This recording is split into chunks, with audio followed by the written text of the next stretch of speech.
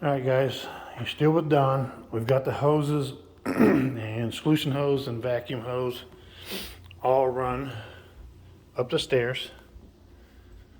And then once we get to the top of the stairs, we do a little hook. And you don't want that hook to be super, super tight on the hose, stretching it up, because the hose is going to contract and expand, contract and expand. So if you get it too tight on corners like down there, it's gonna when I'm drawing vacuum on the hose, it's gonna shrink or get shorter,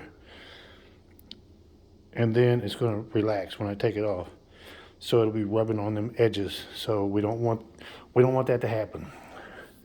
So as you can see, I've stretched my hose up the stairs and down the hallway this way, just to get them laid out. So I'm not going to start back there.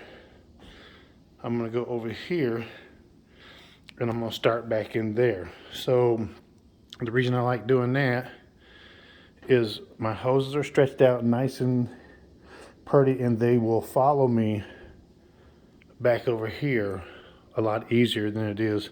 You could have went around a corner. That's fine. All per preference, but I like stretching them out like this.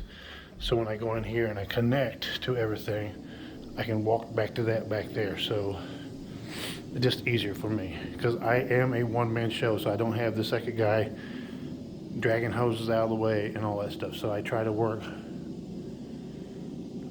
Most of the time I work into the room cleaning, and then out of the room just vacuum passes. So that's the way I normally do it. So I'll get back to that staircase, go in cleaning, and vacuum on the way out. So we'll get that done, and then we'll be back.